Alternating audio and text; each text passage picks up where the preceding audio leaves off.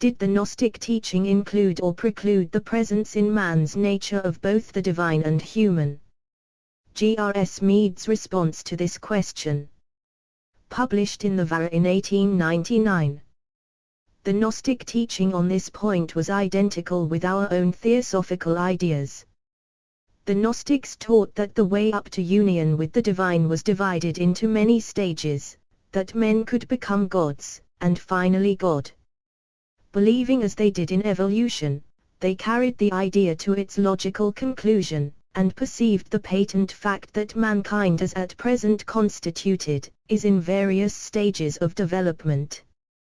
Thus they divided humankind into three classes. A. The lowest or hylix were those who were so entirely dead to spiritual things that they were as the hyle or unperceptive matter of the world. B.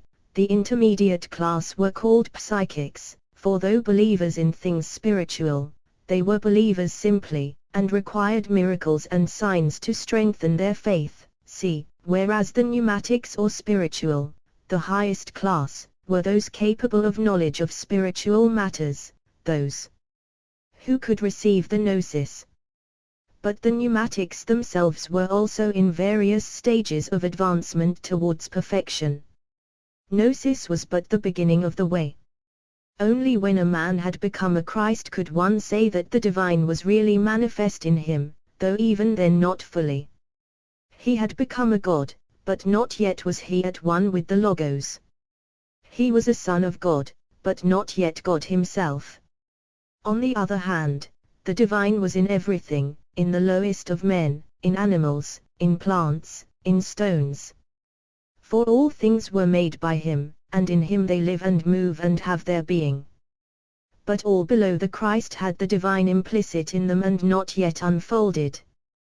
This manifestation of the sons of God was the consummation of human evolution for the Gnostic philosophers, and Jesus for them was one of those sons of God.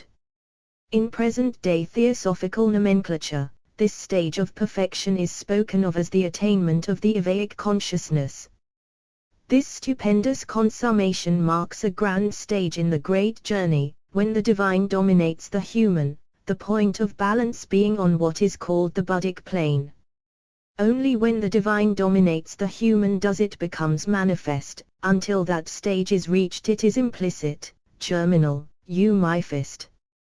For though the divine exists in all mankind, the majority are entirely ignorant of its presence. Many, however, believe in it and sense it dimly, while some begin to feel it in greater abundance and continually, and of those, again, a few know it throughout their whole being.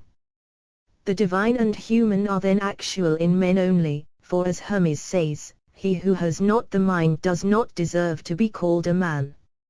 In the rest of humankind the divine is in them only potentially.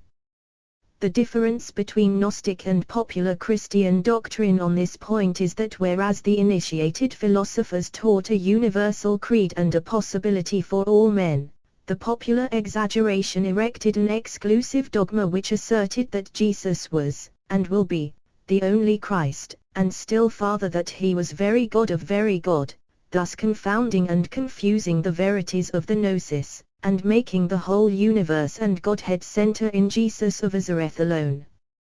There is no harm, of course, in an ignorant believer thus identifying his own particular teacher with God, and it is one of the old ways, we are told, of reaching to higher things, provided of course the believer does not impose his ignorance on others. The outrage consists in fanatics forcing their belief on those who prefer the teaching of the Gnosis, which was the doctrine of the Christ, to those who could understand a higher view of the infinite love.